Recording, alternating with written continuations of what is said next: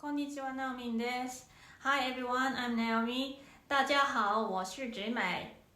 今回はセブンに引き続き、ドゥマゲテについてのお話その1として、語っていきたいと思います。白川ねねさんのオンラインサロンで、セブンに長期で親子で行ってみようかなっていう話をちょっと書き込んでみたら、セブンもいいですね。で、私ドゥマゲティも考えてますっていうようなコメントされていた方がいて、そのドゥマゲティとかドゥマゲティとかドゥマゲテとか、そのいろんな3つぐらいの言い方があるみたいで、どれもなんかどっちにしろ覚えにくいなっていう感じで覚えちゃったんですけど、フィリピンの中でも学園都市で治安が良くて、で物価も安くて過ごしやすいっていうような情報が、見つかって、で学費に関して言えば、その私立の学校だったらセブだったら年間20万円ぐらいだったのが、ドゥマゲテの場合はさらに安くてですね、年間10万円ぐらいだっていう話なんですよね。日本でどっか習い事してたら1年間でそれぐらいいっちゃうよなっていうぐらいで、そしたら、ドゥマゲティ行ってましたよっていう方が、また別で書き込みがあって、辻智美さんっていう方なんですけど、辻さんはことの葉バイリンガル育児という、バイリンガル育児の方法を確立された方で、おうち英語とはちょっとまた違うみたいなんですけど、ママが子供に対してお家で英語で語りかけたりとか、そういうのではちょっと違って、お母さんはあえてその日本語キープの方を頑張らなきゃいけないぐらい、その子どもたちがすごくお母さんの働きかけは英語じゃないんだけど、英語と日本語のバイリンガルで見事に育っていくっていうようなすごいなんていうかな、型破りなメソッドを確立された方で、私がもし今から赤ちゃんを持つとしたら、絶対ないと思うんですけど、今から私赤ちゃん持つんだったら絶対このことの挟んでお世話になりたいなって思うぐらいすごくユニークで魅力的なバイリンガル育児のメソッドを提唱されている方です。でその方が、4年続けて親子で夏休みに、7月末から8月末にかけてドゥマゲテへ、滞在をされたそうです。4年間じゃなくて4年連続です。つまりその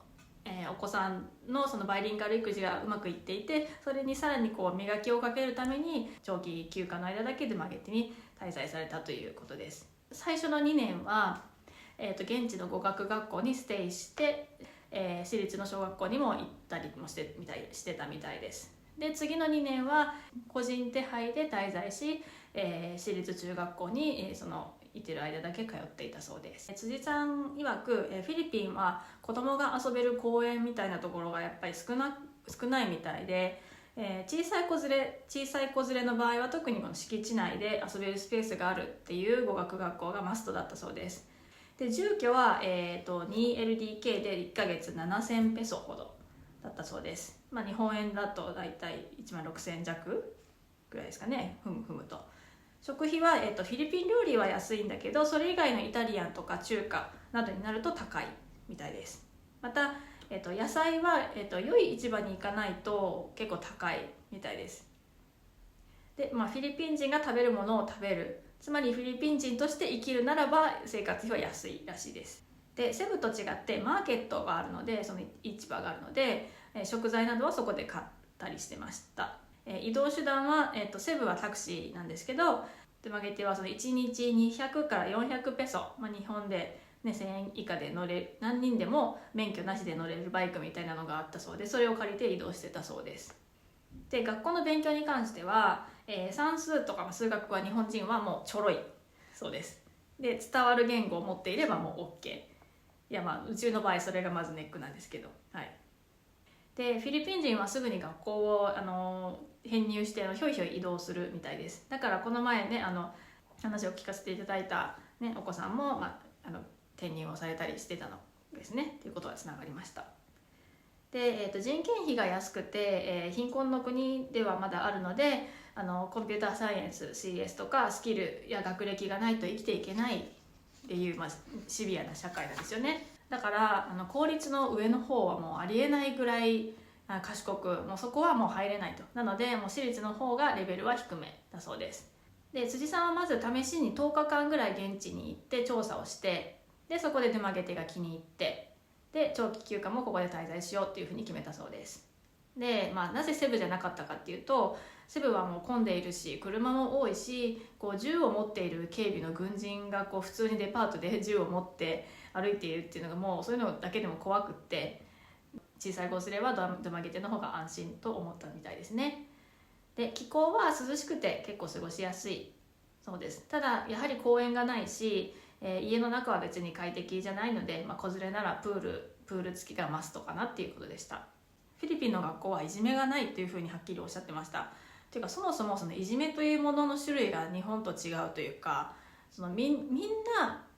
な大人も子供もみんな子供が大好きなので、もう子供は常にもう満たされてるみたいなんですね。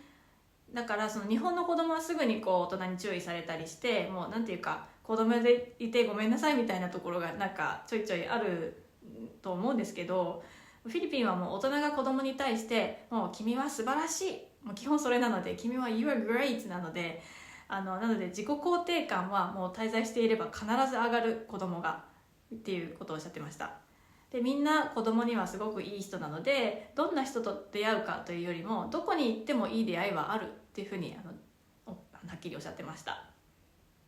でそして物価に関しては物価上がってきてるので、正直ぶっちゃけ生活費はもうセブだったり、もうあとカナダとかもぶっちゃけ変わらないかもっていうふうなことをおっしゃってました。でさらにそのフィリピンで親子で来ている日本人の子どもの英語力に関しては、意外に長くいる子ほど英語力はさほど伸びていなかったようだっていうような印象もあったようです。でやはりね、そこはそのバイリンガル育児を日本で極めた方のもう金言ですよね。家でしないとそもそも上がらないっていうはいで、英語はやはりフィリピンの英語だということで、訛りはあるでしょうね。はい。なのでもし語学だけが目的なら、そのフィリピンを経由せずにいきなりカナダでもいいのではというようなお話でした。次はですね、ドゥマゲテの現地にお住まいのコーディネーターの方から直接話を聞かせていただいたので、その話について、ドゥマゲティその2として、紹介していきたいと思います。最後まで、見ていただきありがとうございました。See you!